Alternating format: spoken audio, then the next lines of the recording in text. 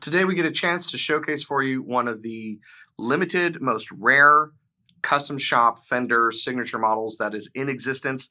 It is the John Mayer Black #1. Stick around.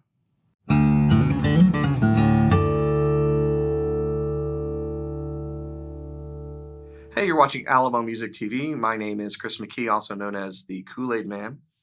I'm Cooper Greenberg, AKA ya boy.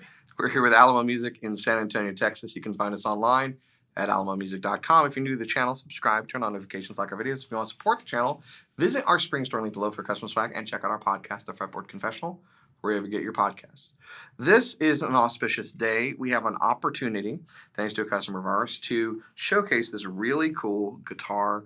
If you know, you know. If you don't, we're going to educate you today. But this is, like I said, one of the rarest custom shop signature models that's ever been. It's a recreation of a very famous guitar from a very famous guitarist, not Juan Mayer, but one John Mayer.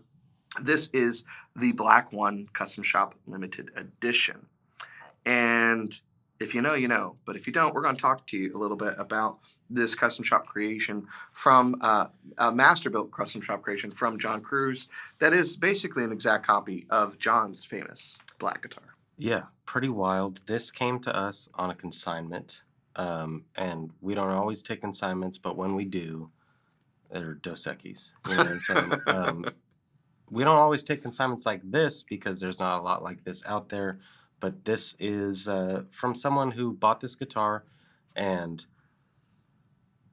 really took care of it to the point where I don't believe it's been played that much. You mean he didn't gig with this? I mean, there's no way of knowing. So, yeah, that's true. No, actually, you can tell. No, this is, let's be honest with you. This is an investment. This is a collector's item. Yeah. These are very cool guitars. Do you know much about these?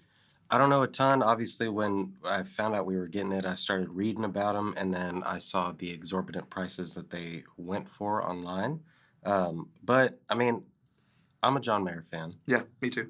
And I know that he has had several signatures, I guess, across brands.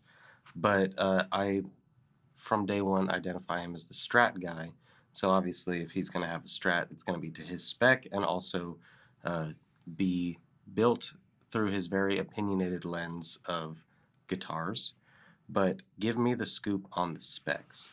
Well, what's really interesting is to go back to where it started with this guitar, which is a custom shop creation that was built for John initially. And there's videos out there on the YouTubes, on the interwebs that you can watch because John's done interviews talking about this. But, he makes it. He becomes a popular artist. He's making money. He gets a chance to go to the Fender Custom Shop, and he's collaborating with them and doing all of the really cool stuff that if you are a big artist, you get to do, picking out woods and talking to them and coming up with specs. And they build for him this black custom shop guitar, and it was not this relic when he got it.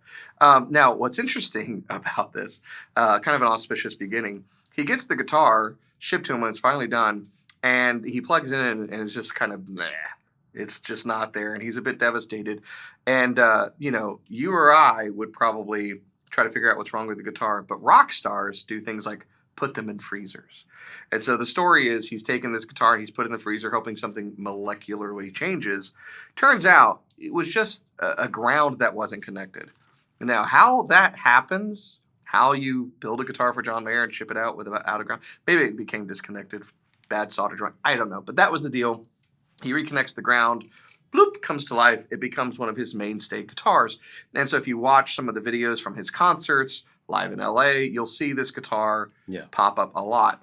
And it got a lot of use over the years, and it became relict to this point. So then they decide they're going to do an homage to it through the Fender Custom Shop. And it is a John Cruz Masterbuilt. By the way, he's not there anymore. We don't have time to get into the politics of why he's not with the custom shop anymore, and how social media plays a role. But he was one of the most sought after custom shop builders for years. And, without a doubt, if you ask anybody, they'll say John Cruz knows how to build a good guitar. So he did these as Masterbuilt, and they are recreations to, every little scratch and dent of John's black number 1 guitar. And so we can talk through the specs, but that in a nutshell is what the guitar is. So the specifications model what John originally picked on that guitar, and then all of the wear is a copy of the wear that's on John's guitar at the time that they made this recreation, because he's continued to play that guitar, and so it's changed since then. They only made 83 of these, and they were all sold before any of them ever shipped. That's how rare they are. Pretty wild. We saw some of that kind of stuff this last year with, say, that Jimmy Page signature that came out. So this is 100% a collector's guitar. Absolutely. I would be surprised if any of those John Mayer Strats went out to the Weekend Warrior gig guys. No. But we always talk about how every guitar should come with a case. This one comes with 2. And so I've got one right here that's this pretty cool gun-like case. Yeah. And keep your Strat in there or your AR. You got whatever you want with this. But like I said, it doesn't seem like this guitar has been played or touched much to be kept in the condition that it came in, which is relict but new. Chris still has the sticker. Got the sticker on the over tremolo. the spring that's in the tremolo cavity there. The cable that is attached to this case still has the zip tie on it. This case has some cool patches. Yep. And they have not been used. And it's all over a very cool kind of goodie bag type situation that you got here. There is, over here, there's a strap and a CD that originally came with DVD. DVD. It's a DVD that showcases basically everything that I kind of just talked about regarding this guitar. And on the inside, there is the special letter. Flying blind here. On cardstock. Because if this was on printer paper, it would be a travesty. So this is a letter signed by John Mayer. Hi, Cooper. What? I'm just kidding. How old were you when this was made? So this letter is dated 2010. It was in 2004 that he had his guitar built by John Cruz, and then they did the custom shop run in 2010. I was 14. So he was writing to a young 14-year-old Cooper. That's pretty nice. You know, these days that'll get you canceled. So he's talking about the custom shop process. A couple things. I'm not going to read out the whole thing, but he notes with more bare wood than paint, the guitar would ring out and vibrate more than it have been coated in traditional layers of paint and lacquer. I think that's cool. This is the important point. He talks about how it's his favorite guitar. His black one is his favorite. It's the guitar he'll never part with. He says, now you have one. Even if you're planning on collecting it, you should still play it, which is what we talk about all the time. And he says, it's already beat up, and as the years go by, the sound will get better. Who knows? Maybe it'll become the one guitar you will never part with. Now, unfortunately, the customer that has this guitar is parting with it, but I would hope that the next person... Fortunately for someone else. Yeah. You don't have to part with it. It's a cool guitar. Yeah, this is one of those that if maybe you weren't in the position to partake at the time, or something that's always been on your radar. We've had things like that. Remember that red Elton John piano? Yes. We had a red signed by Elton John Yamaha piano that the eventual owner searched high and low for one of these things to eventually get that one. Where'd he come in from? Canada, I believe. Canada. Yeah. So, maybe you're in Canada and you want this guitar. That's cool.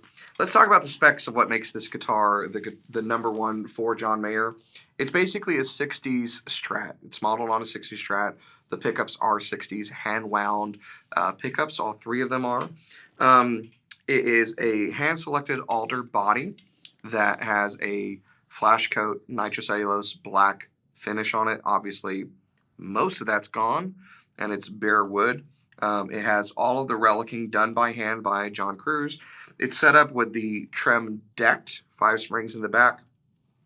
You've got a quarter-sawn 60s C-shaped neck with a round laminate rosewood board.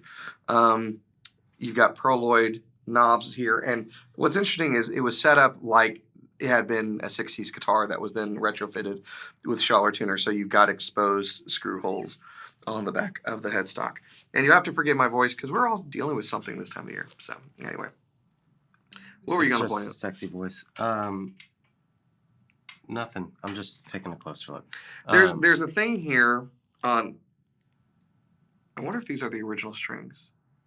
So John Cruz, they've talked about this in regards to the setup on Stevie Ray Vaughan's guitars, that they would use wire insulation on the strings to prevent them from breaking against the saddles, and this has it on the 3 treble strings. I will tell you that the customer did say they are the original strings. There you go. Look, I didn't even have to ask. There you go. And so it's a very cool guitar. It's a John Cruz Masterbuilt. It's JC1645 in this particular model. And it does come with 2 cases. You get a hard shell case, which has a cover on it, and then you get this really cool gig bag.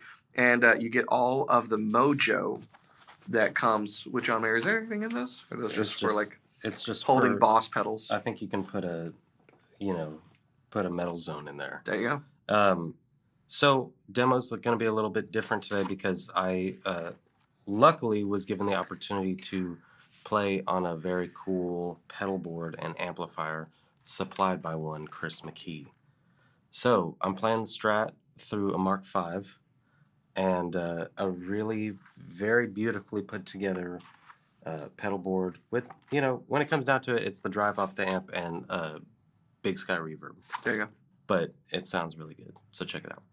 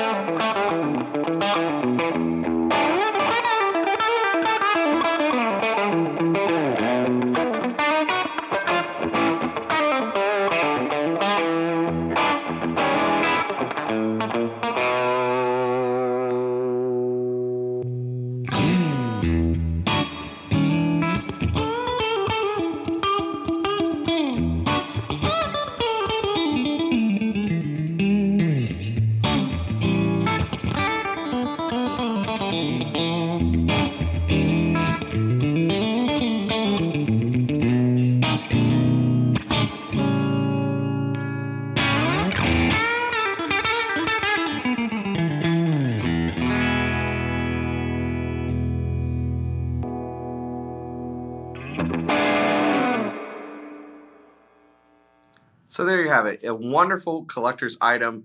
I will echo John's sentiment in his letter. If you buy this, you should play it. Now, maybe you don't gig with it, maybe you keep it at home. But if you're fortunate enough to own a piece of history like this, and you're a fan of John Mayer, which we both are, it's a spectacular guitar. There's only 83 in the entire world. I have a feeling that a lot of those end up in vaults and whatnot, because it's so stellar. And like we've seen with, you mentioned the Jimmy Page and others, these guitars do nothing but go up in value as opposed to certain stocks and other things. So it's a pretty safe bet. These guitars were expensive when they originally came out, and as I said before, they were pre-sold. This kind of opportunity to get one doesn't come along very often. So, and first time in my career of 11 years I've gotten to hold one, and it'll probably be the last time. So yeah, pretty cool. They must have taken like 3 pounds of paint off this thing because it is like it's very light. Yeah. Well, and I think a lot of that has to do. It's a 2-piece alder body. You can see the perfectly book match seam on the heel there, and it's sorted for weight and resonance. Yeah. One of the things about going through the custom shop, when you go through like a Masterbuilt guitar, you're paying extra money because it is a different treatment. It's this individual that's building this. And then if you take that a step further, if you're an artist like John and you have that access, you get to go in and try different pieces, different body blanks out and see what you like. And, it's pretty cool. You end up with a pretty spectacular instrument when it's all said and done. We had a conversation off the record a little bit ago that I kind of want to bring up when it comes to relic instruments, because Josh Mansquatch behind the camera was asking us about relic instruments, or maybe you were. Anyways, it doesn't matter. And my attitude on relic and kind of worn instruments has evolved over time. I used to really just dig them for the feel of them. There's a played-in sound. And then with this guitar and others that we've had, I recognize that there's a lightness and a resonance that often comes with custom shop instruments that have relicing on them because there's less finish. And like John says in the letter, it's not an imagined thing. Yeah. There's more resonance. There really is something kind of going on with the guitar, with the lack of finish that's on there. But I was telling Cooper, I recently came across a post on Instagram I sent him where a very talented luthier was making a very, very high-end violin for someone, and he was relicing it. And it was the first time it occurred to me that classical musicians that play in fantastic symphonies all over the world and have instruments commissioned often have that done because you wouldn't expect them to be on stage with a brand new shiny instrument. You'd expect them to have something old, and I think that really, whether you like it or not, you have to admit that plays into what we're doing as musicians on stage. Yeah. And it doesn't work with everything, but it certainly works with certain types of instruments, particularly something like this that's meant to be from the 60s. Yeah. And I will say, on that note, when I was playing it, I was going through, basically the big sky into the amp, and then if you hear a total change in tonality, I did kick on the UAFX Ruby to get a little bit of a Vox sound, and it almost sounded like acoustic guitar-esque. And so I was like, man, that's a cool sound. Finished up the demo, pulled back the volume pedal, and I was just playing it with no sound coming out of the amp, and it has that kind of, that every great guitarist talks about, Derek Trucks and John Mayer, all these people that are like, if it sounds good unplugged, it's probably going to sound good plugged in. This has got that, and it should because it's a very fancy guitar, but it is one of those things, if you're going to be playing it, it'll make you happy. Definitely a cool instrument, and if you're interested in what we're talking about with the amp and the pedal board, we'll cover that more in a different video. So you should make sure you're subscribed, that you have your notifications turned on, that you're locked in, and you get all of the cool, juicy tidbits from Chris and Cooper on a regular basis.